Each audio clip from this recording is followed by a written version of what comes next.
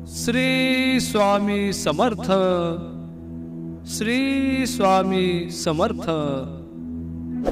स्वामी म्हणतात, आपण आपला वेळ क्रोध, पश्चाताप, चिंता आणि ईर्ष्या करण्यात वाया घालू नका. दुःखी राहण्यासाठी हे आयुष्य खूप लहान आहे. जो व्यक्ती आपल्या आयुष्यातील एक तासही वाया घालवण्याची हिंमत ठेवतो, त्या व्यक्तीला अजून जीवनाचे महत्त्व समजले नाही आहे. वेळेपेक्षा मौल्यवान वस्तू एकच आहे, आणि ती म्हणजे आपण आपला वेळ कोणावर खर्च करीत आहोत. वेळेची किंमत पैशापेक्षा जास्त असते. तुम्ही अधिक पैसा कमावू शकता, परंतु तुम्ही वेळ कमावू शकत नाहीत. धैर्य आणि वेळ हे दोन सर्वात महान योद्धा आहेत. वेळ अनमोल आहे, म्हणून हे सुनिश्चित करा की तुमचा वेळ योग्य लोकांसोबत व्यतीत होईल. जी गोष्ट वास्तवामध्ये आपल्या जवळ आहे ती म्हणजे वेळ. कारण ज्यांच्याकडे काही राहत नाही त्यांच्याकडे वेळ असतो. वाळूच्या कणांप्रमाणे वेळ निष्ठत असतो आणि एकदा गेलेला वेळ परत येत नाही. एक विद्वान वक्ता एक अतिशय महत्त्वाच्या विषयावर तळमळीने भाषण देत होता.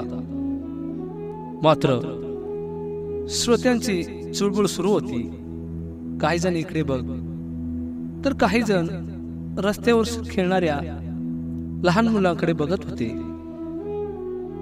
तेव्हा श्रोत्यांचे आपल्या व्याख्यानाकडे अवधान खेचून आणण्यासाठी वक्त्याने एक गोष्ट सांगायला सुरुवात केली.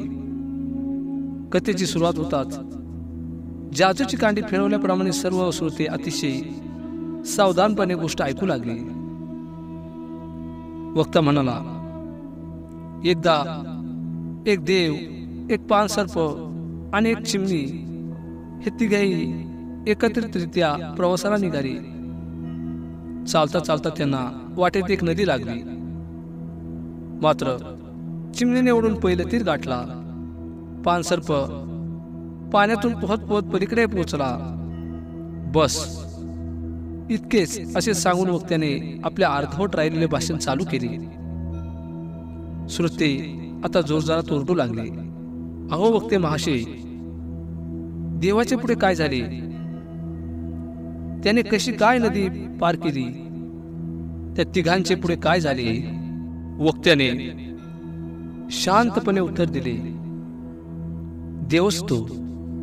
तेव्हा ती नदी पार करून जाण्याचे सामर्थ्य त्याच्या ठाई असणे साहजिकच. तो पाण्यावरूनही चालत गेला असेल, किंवा पाण्याला बाजूला सारूनही जाण्याची हिंमत त्याच्यात होती. पण तो अलीकडच्या तीरावर थांबला. श्रोत्यांनी मोठ्या उत्कंठेने विचारले की देवाने असे अलीकडेच थांबण्याचे कारण काय? यावर वक्ता म्हणाला, ज्या मूर्खांना महत्वाच्या विषयावरचे असणारे व्याख्यान न आवडता मनोरंजक गोष्टी आवडतात, त्या मूर्खाचा विचार करत देव नदी किनारी बसून आहे. जर तुम्ही या महत्वाच्या विषयाबद्दल माझे विचार ऐकून त्यावर काही उपाय केले व आपल्या राजाला वाचविले तर देव निश्चित पलीकडच्या तीरावर निघून जाईल. वक्त्याचा चतुरपणा कामी आला व श्रोत्यांनी पुढील व्याख्यान शांतपणे ऐकून घेतले.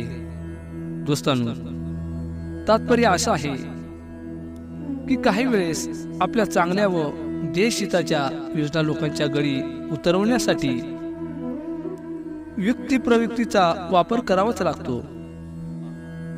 आणि कमेंटमध्ये श्री स्वामी समर्थ लिहायला विसरू नका. लाईक करा आणि नवीन असाल तर प्लीज चॅनलला सबस्क्राईब करा, जेणेकरून असेच नवीन नवीन विचार आपल्याला ऐकायला भेटतील. माझ्या प्रिय भक्ता, भिवू नकोस, मी तुझ्या पाठीशी आहे. भिवू नकोस, मी तुझ्या पाठीशी आहे.